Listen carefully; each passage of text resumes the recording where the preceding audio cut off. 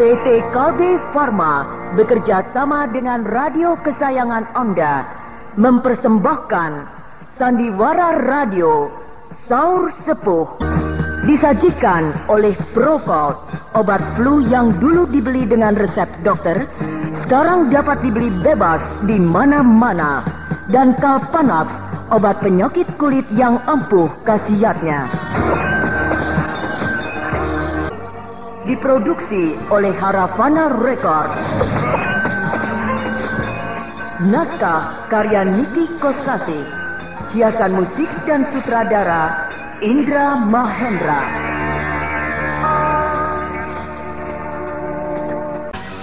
Orang sedang bertarung dikatakan tidur. Habis, gerakanmu lambat sekali.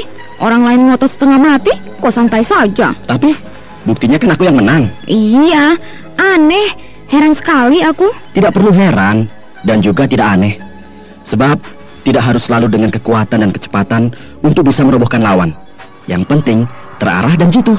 Kau bisa melakukan hal seperti itu karena pada dasarnya kau memiliki watak yang tenang. Kalau aku susah. Untuk bisa berlaku tenang seperti kamu, sukar sekali. Inginnya serba cepat dan lugas. Kunti, kau tidak perlu merubah pribadimu. Karena dasar watakmu sudah lincah dan gesit. Itu saja dikembangkan. Tidak usah meniru orang lain. Iya, sebab aku juga sering menyaksikan. Bahkan semuanya rata-rata orang yang dikjaya mengalahkan lawan-lawannya dengan cepat karena mampu melakukan gerakan yang serba cepat. Dan baru kali ini aku melihat sebuah pertarungan yang cepat bisa kalah oleh yang lambat. Dari semua yang pernah kau saksikan itu, ambil yang terbaik, yang paling cocok dengan kepribadianmu. Dengan begitu, kau akan lebih mudah menyatu pada setiap tingkatan ilmu yang kau pelajari. Ayo, kita masuk lebih ke dalam. Mau lewat mana?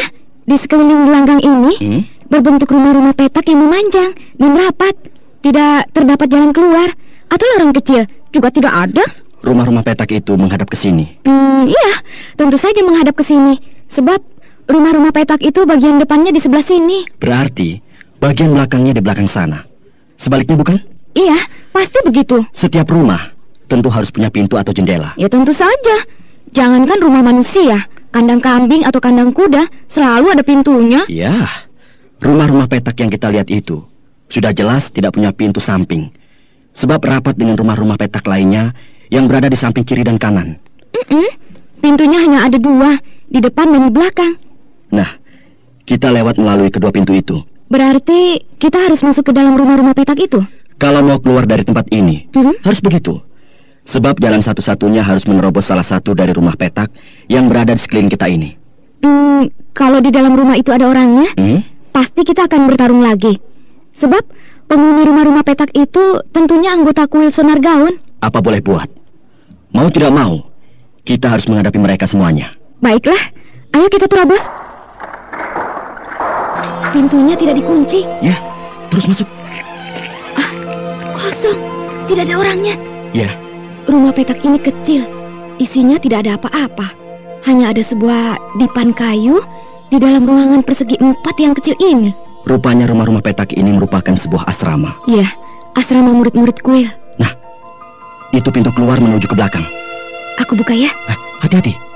Jangan-jangan begitu terbuka, sebuah panah atau tombak meluncur menyerang kamu. Nah, makanya kau berdiri di dekat aku. Jadi kalau ada apa-apa, kau bisa melindungi aku. Kau bisa mengerjakannya sendiri kan? Kagok. Kagok? Aku tidak leluasa. Sebab kedua tanganku tidak bisa bergerak dengan bebas. Tangan kiri membuka gerendel, tangan kanan mendorong pintu. Baiklah, aku akan melindungi kamu. Tidak ada apa-apa. Syukurlah, tidak ada serangan gelap. Lagi-lagi aneh. Maksudmu? Aku pikir pintu belakang ini menuju ke halaman. Kita akan melihat sebuah pekarangan di belakang rumah. Tapi Yang kita lihat sebuah lorong. Iya, lorong itu pasti menuju ke suatu tempat. Mungkin menuju ke pusat kuil, atau ke sebuah ruangan yang besar, tempat musyawarah atau tempat latihan. Atau mungkin lorong itu banyak sesuai dengan jumlah kamar. Iya, setiap kamar di rumah-rumah petak memiliki lorong tersendiri. Nah, kita masuki lorong itu. Atau jangan, kembali lagi keluar? Terus saja, aku ingin tahu lorong ini menuju kemana. Baik. Gelap. Iya, lorong ini sempit dan gelap. Gila, lorong ini panjang, tapi kenapa berbelok-belok? Mbok dibuat yang lurus saja, supaya lebih enak kalau berjalan di dalam lorong ini. Maunya mereka begini, kita mau bilang apa? Iya, macam-macam saja. Nah, di sini ada lubang. Tuh, di atas ada sebuah lubang kecil. Iya, lubang itu punya kegunaan yang lengkap. Sebagai lubang hawa, juga sebagai penerang. Karena cahaya dari luar bisa masuk. Benar, sekarang tidak terlalu gelap seperti tadi. Sebab ada sinar membuat pemandangan di dalam lorong ini jadi remang-remang. Hah? Oh, suara apa itu? Iya, seperti benturan sebuah benda. Keras banget suaranya. Oh, telingaku sampai peka. Nah, ada lagi. Oh, siap Kunti. Mungkin akan ada serangan gelap. Suara apa sih tadi itu? Kedengarannya seperti pintu yang dibanting. Maksudku, dua buah pintu dibuka dan ditutup dengan kasar. Dibanting keras sekali, sehingga menimbulkan suara yang keras, bergema ke seluruh ruangan di dalam lorong yang sempit ini. Kalau begitu, pasti ada orang. Maksudku, ada orang yang sengaja berbuat itu untuk membuat kita terkejut. Iya, dan dalam jarak yang jauh, sebab tidak kelihatan apa-apa dari sini. Mungkin di ujung lorong. Shh, ada apa? Aku mendengar suara langkah-langkah kaki. Oh ya? Iya, aku juga mendengarnya. Ada orang banyak sekali sedang berjalan menuju ke sini. Iya, mereka datang dari arah depan. Ada lagi di belakang kita.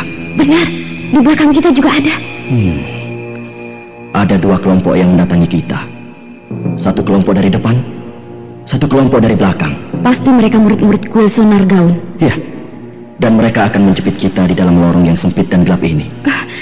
Aku tidak takut. Kita lawan mereka.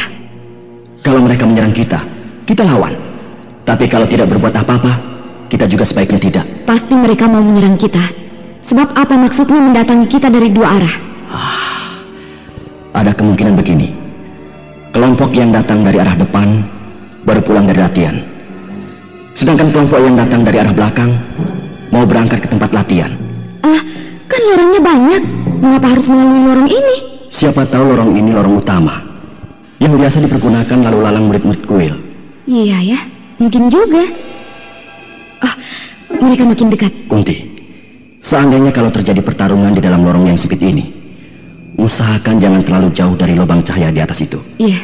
Sebab lubang itu hanya satu-satunya yang dapat membuat kita bisa mengawasi setiap gerakan lawan. Iya.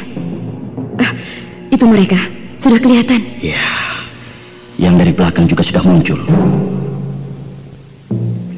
Semuanya berpakaian hitam. Mataku jadi kabur. Tidak bisa melihat mereka satu-satu dengan jelas. Mereka pintar. Di dalam lorong memakai pakaian hitam supaya menjadi samar. Iya. Dan juga tidak ada yang membawa senjata. Berarti mereka sudah punya pengalaman bahwa bertempur di dalam lorong yang sempit tidak akan bisa mempergunakan senjata dengan bebas dan leluasa. Aku juga tidak bisa leluasa mempergunakan cambuk di dalam lorong ini. Iya. Pergunakan saja jurus-jurus tangan kosong, sebab itu akan lebih ampuh. Baik. Selamat datang para pendekar yang hebat. Terima kasih atas sambutan Anda yang hangat. Dan mohon maaf, seandainya kedatangan kami membuat Anda semua menjadi repot. Ada kepentingan apakah Anda berdua datang ke sini? Kami sedang mencari Lasmini. Mencari Lasmini? Iya. Ada kepentingan apa dengan Lasmini? Dia menculik ibu saya. Berarti saudara akan melakukan kekerasan terhadap Lasmini? Tergantung bagaimana penerimaan Lasmini. Kalau dia tetap ngotot, terpaksa saya harus mempergunakan kekerasan. Oh, begitu.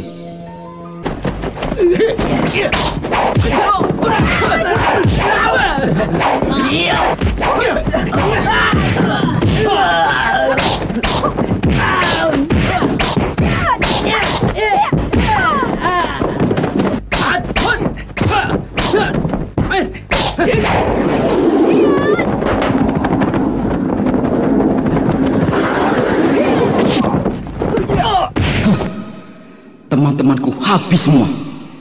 Semuanya tergeletak di lantai, tidak bangun lagi. Jangan cemas, Tuan Muda. Tidak ada yang mati satupun. Mereka cuma pingsan. Anda berdua memang pantas diberi acungan jempol. Setiap lawan kami yang bertarung di dalam lorong ini tidak pernah ada yang menang. Tetapi Anda berdua dengan mudah merobohkan kami semua. Belum semuanya. Masih ada satu lagi, yaitu kau. Iya, aku ingin minta pelajaran yang khusus dari Anda. Hah? Kau pasti ketua murid di sini? Benar. Berarti kau murid yang paling tinggi tingkatannya? Iya, begitulah jabatan saya. Kalau begitu, kepandaianmu lebih tinggi dari semua murid-murid kuil di sini, bukan? Ya, tidak terlalu tinggi, sekedar cukup. Majulah, aku ingin mencoba kehebatan murid kuil sonar gaun yang paling tinggi.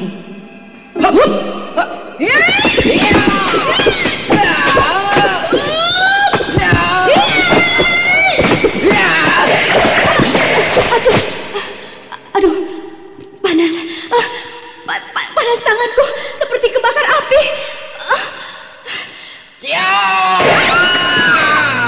Aduh, tanganku sakit sekali. Panas. Aduh. Bagaimana, Nona? Kau licik. Kau pakai ilmu setan. Kedua tanganku bisa jadi panas seperti api. Bukan ilmu setan, Nona. Itu ilmu biasa saja. Hanya Nona yang tidak memiliki tenaga dalam yang baik, sehingga tidak tahan terhadap bara api. Kau jangan besar kepala. Lawanlah temanku, Bentar. Kau baru tahu rasa nanti. Silakan. Hebat sekali, saudara. Anda bisa menyalurkan hawa bara api ke dalam tangan, sehingga setiap bersentuhan dengan lawan akan hangus tangannya. Kunti, tanganmu hangus? Tidak, tapi tanganku merah-merah, perih sekali. Baiklah, saudara. Kita teruskan permainan ini. Baik.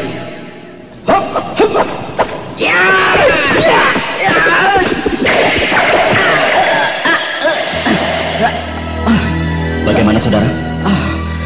Tanganku rasanya jadi beku. Aku seperti memasukkan tangan ke dalam air yang sangat dingin. Rasakan itu. Baru tahu kau sekarang. Kau ketemu batunya. Kau berhadapan dengan manusia salju. Manusia salju? Saya bukan manusia salju. Hanya kebetulan saja saya punya tenaga dalam yang bisa menyalurkan hawa yang sangat dingin ke dalam tangan saya. Masih ada lagi? Jangan gembira dulu, saudara. Sekarang terimalah ilmu andalanku, ajian Tada Karang. Silakan. Keluarkan semua kehebatanmu. Wah, orang itu mengacungkan tangan kanannya ke atas. Tangan kirinya bersilang di dada. Pasti tangan kanan yang mengacung ke atas itu yang akan dipakai senjata memukul.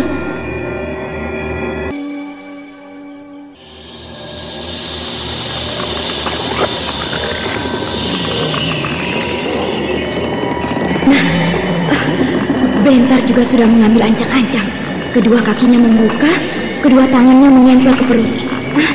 Ilmu apa yang akan dikeluarkan oleh Bentar itu?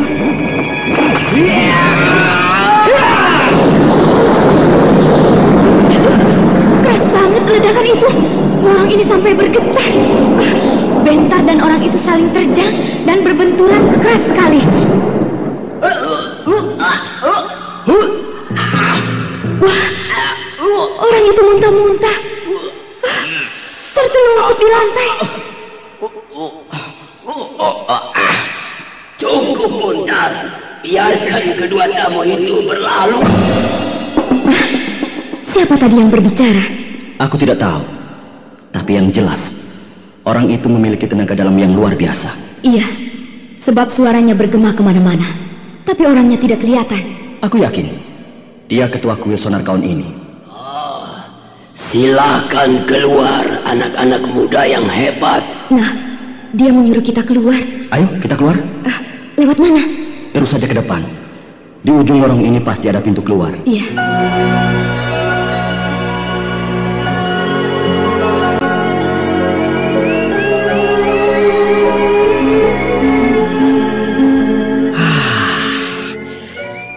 Kita sudah berada di luar dan berada di sebuah pelataran yang sejuk, penuh dengan pohon-pohon yang rindang. Segar sekali. Rasanya seperti habis keluar dari goa yang pengap. Selamat datang di kuil Sonargaon.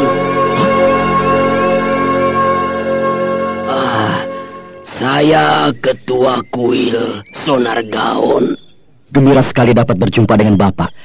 Apakah benar anak muda sedang mencari Lasmini? Benar. Apakah benar pula Lasmini telah menculik ibu anak muda? Benar. Keterlaluan. Jangan terlalu banyak basa-basi. Katakan lekas, di mana Lasmini? Ada di sini atau tidak? Hush, Kunti, jangan begitu. Sabar. Aku sudah capek, lapar. Sabar, Kunti. Nanti kalau urusan ini sudah beres, kita makan yang enak. Maaf, Pak. Teman saya ini kadang-kadang suka ngambek. Tidak apa, saya mengerti. Bila mana Lasmini berada di sini, saya mohon dengan sangat agar bisa bertemu dengan dia, Pak. Hal itulah yang membuat saya berat mengatakannya. Maksud Bapak? Lasmini tidak ada di sini. Tidak ada. Bohong, pasti kau sembunyikan. Nona manis, Lasmini bukan anak kecil. Bahkan sebaliknya seorang tokoh yang terkemuka di rimba persilatan.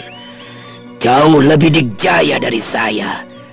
Jadi rasanya sangat lucu kalau saya menyembunyikan dia.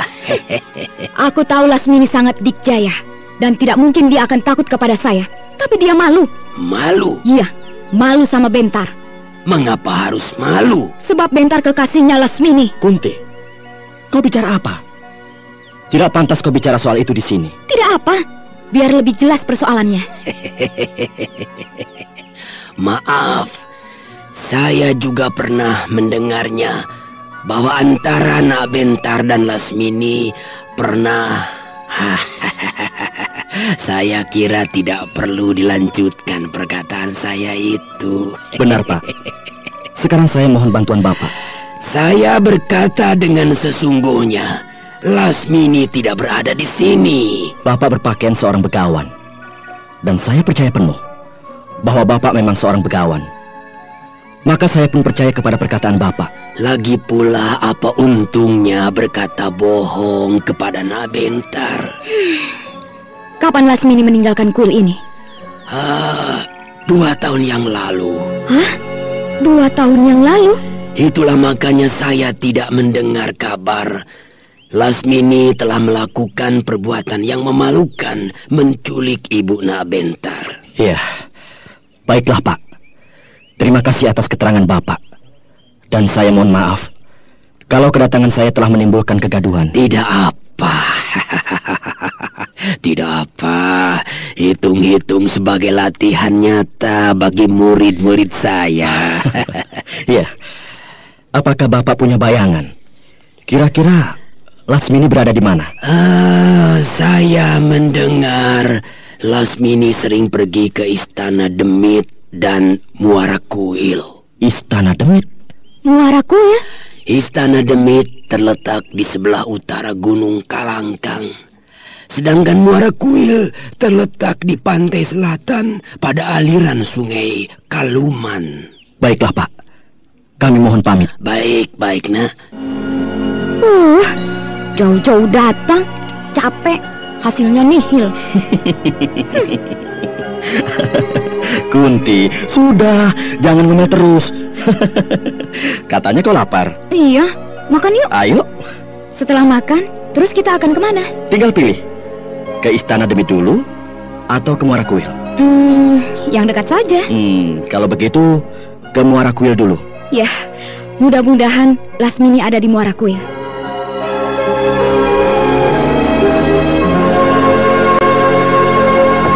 Kalau menempuh perjalanan seperti biasa, lama sekali. Banyak waktu yang terbuang. Lalu harus pakai apa? Kita kan hanya bisa melakukan 2 cara. Jalan kaki atau naik kuda. Iya. Nah, kalau bisa terbang, enak banget. Tapi mana ada manusia bisa terbang kan? Aku bisa. Kok? Iya. Bisa terbang? Iya.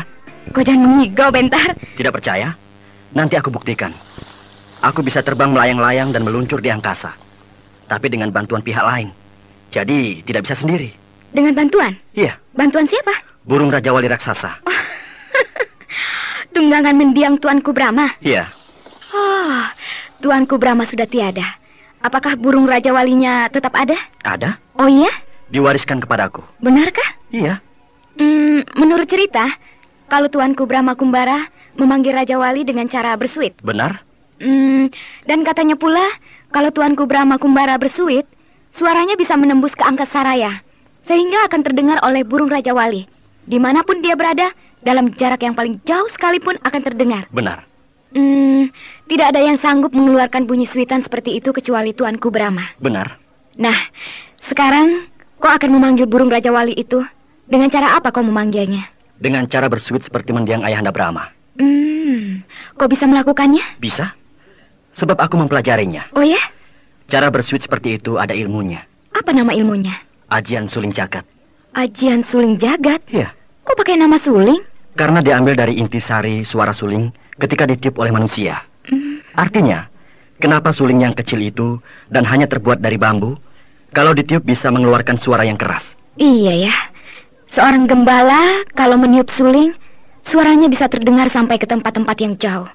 Padahal gembala itu meniup suling dari sebuah bukit atau padang rumput yang sunyi, jauh dari mana-mana. Tapi suara sulingnya berkumandang ke segala arah, menembus angkasa, lalu menyebar ke segenap penjuru. Iya. Melewati gurun, lembah, gunung, pohon-pohon, dan sebagainya. Aneh sekali. Suling yang kecil bisa mengeluarkan suara yang ajaib. Nah, suara yang ajaib itulah yang diolah oleh Ayahanda Brahma Kumbara, sehingga tanpa bantuan suling atau alat tiup lainnya, mulut Ayahanda Brahma bisa mengeluarkan suara yang jauh lebih hebat dari suara suling. Tadi kau berkata, kau bisa melakukannya. Cobalah, aku ingin sekali mendengarnya. Baik. Bagus, nyaring sekali. Lagi, ayo lagi, sekali lagi. Bagus sekali. Aku ingin bisa. Nanti saja, kalau mau belajar. Sekarang, tuh, lihat. Di angkasa ada apa? Sebuah benda kecil, putih, meluncur di angkasa. Itulah burung Raja Wali. Oh ya? Iya. Dia telah mendengar suitan panggilan dariku. Dan dia segera terbang menuju ke sini. Hebat. Ampuh sekali ajian Suling Jagat itu. Sehingga burung Raja Wali itu yang entah berada di mana bisa mendengarnya. Nah, sekarang makin jelas. Iya, bentuknya sudah nampak. Sudah dekat. Iya, terus menukik menuju ke sini. Masih berada di udara begitu, sudah kelihatan besar sekali. Apalagi kalau sudah dekat. Itu, dia mendarat di sana. Dia mendarat mencari tempat yang lapang.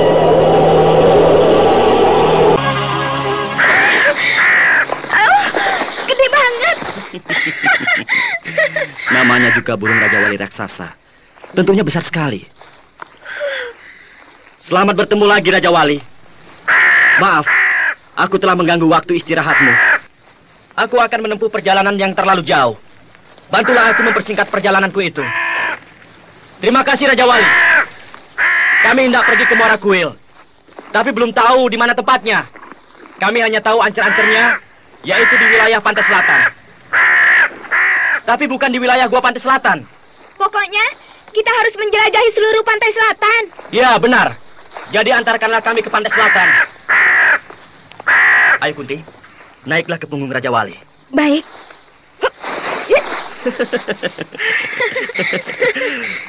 Kau berani benar, Kunti. Langsung saja melompat ke atas punggung Raja Wali. Baiklah, aku juga naik. Ayo, Raja Wali. Bawalah kami ke pantai selatan.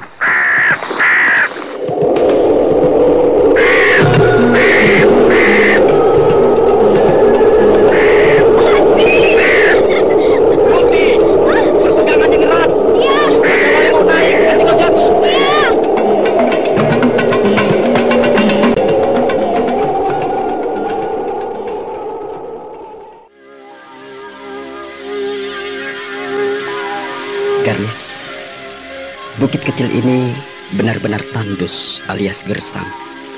Seluruhnya hanya terdiri dari pasir bercampur batu-batu kerikil yang kecil. Iya, tidak ada pepohonan.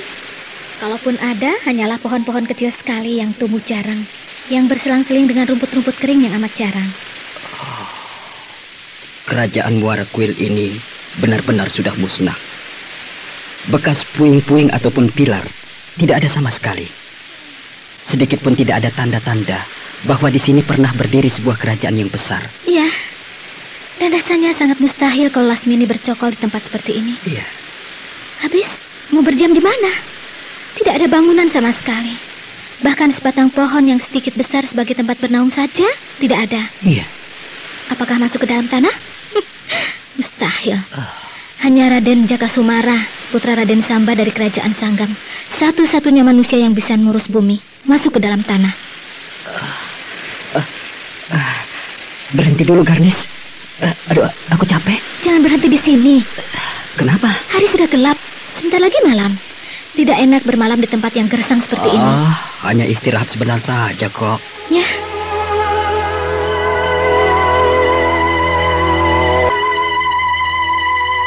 Nah, hari sudah malam dan alam menjadi gelap, serta suasana semakin sunyi dan sepi. Gila, sunyi sekali dan lengang, hening, seperti di kuburan saja. Memang, ini kuburan. Kuburan? Iya. Bukankah kerajaan Muara Kuil musnah karena dilanda air bah? Ya, ditelan banjir besar. Berarti orang-orangnya terkubur, bukan? Ya. Nah, jadilah namanya kuburan. Kuburan massal rakyat kerajaan Muara Kuil.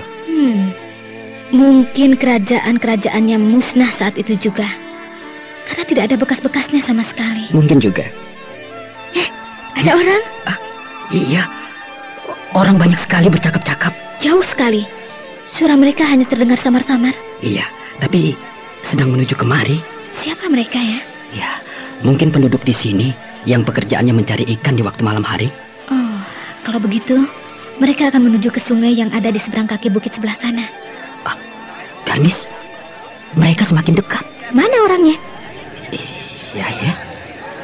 Orangnya mana? Kok tidak nampak? Seharusnya meskipun masih jauh, sudah harus kelihatan. Apalagi di tempat yang lengang seperti ini, tidak ada penghalang apa-apa. Iya. Juga malam ini, bulan bersinar cukup terang, menerangi bukit kecil ini, sehingga kita bisa memandang ke jarak yang jauh. Nah, sudah dekat sekali. Tapi aku tidak melihat seorang pun. Iya, aku juga tidak melihat siapa-siapa. Padahal suara mereka terdengar sangat jelas sekali. Dekat sekali, di depan kita. Gila. Suara orang banyak bercakap-cakap di depan hidung kita. Tapi kita tidak melihat apa-apa. Nah, sudah lewat. Iya, orang banyak itu lewat di depan kita. Terus lewat menjauhi kita, tapi terus bercakap-cakap. Garnis, mereka terus pergi menuju ke kaki bukit.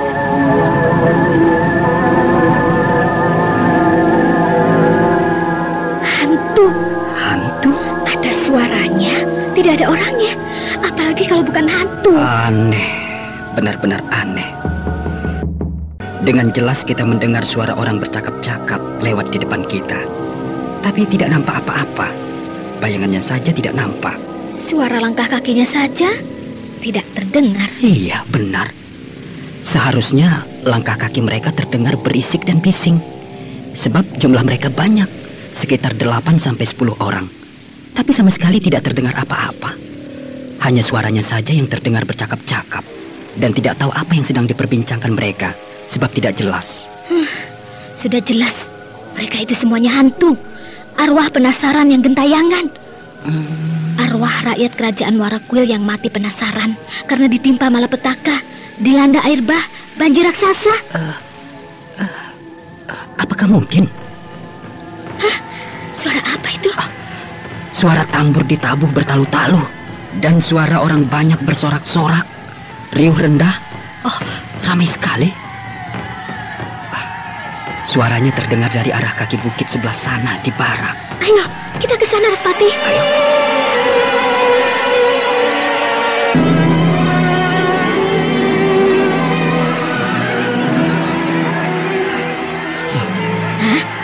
Kita ini ada di mana, Garnis?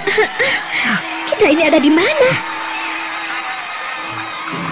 kita masih berada di sekitar bukit kecil yang tandus. Tapi di bagian kaki bukit sebelah barat. Lalu, apa yang kita dengar ini? Aku mendengar suara keramaian sebuah kota. Suasana sebuah kota yang besar. Aku juga mendengarnya, tapi aku tidak melihat apa-apa. Aku juga tidak melihat apa-apa. Yang terlihat tetap seperti tadi. Malam yang kelam, sebuah bukit kecil yang gersang, tidak ada pohon, tidak ada rumah, tidak ada apa-apa. Semuanya merupakan pemandangan yang lengang. Tapi telingaku mendengar suara yang riuh, ramai sekali bertolak belakang dengan keadaan alam yang hening. Ada apa? Hampir aku ketabrak. Ketabrak? Ketabrak apa? Ketabrak Bendi. Bendi? Mana Bendinya? Sudah lewat. Sudah lewat? Iya.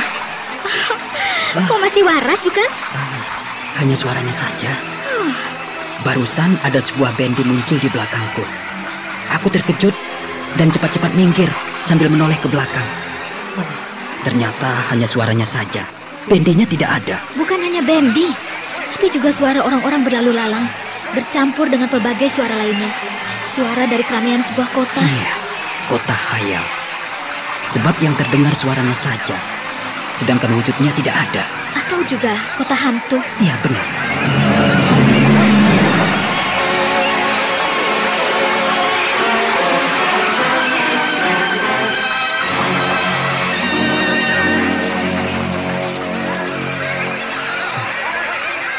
Semalam suntuk kita putar-putar keliling kota, dan sinar fajar mulai nampak di timur.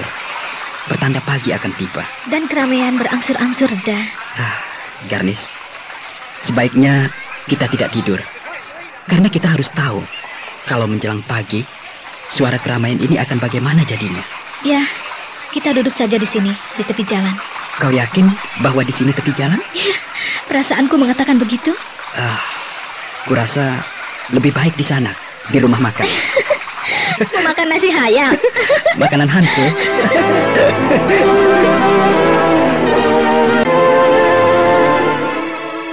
Nah, hilang. Iya, berbagai jenis suara yang kita dengar semalam suntuk berangsur-angsur hilang seiring dengan datangnya pagi. Benar-benar ajaib. Sebuah kota yang pernah hilang tiba-tiba muncul kembali, tapi hanya suaranya saja. Dan munculnya hanya pada waktu malam hari saja. Pada waktu siang menghilang. Benar seperti apa yang diceritakan oleh kepala kampung Hariwang, bahwa di bekas ibu kota kerajaan Muara Kuil ini, pada saat-saat tertentu suka terdengar suara keramaian. Ya, dan kita sudah mengalaminya.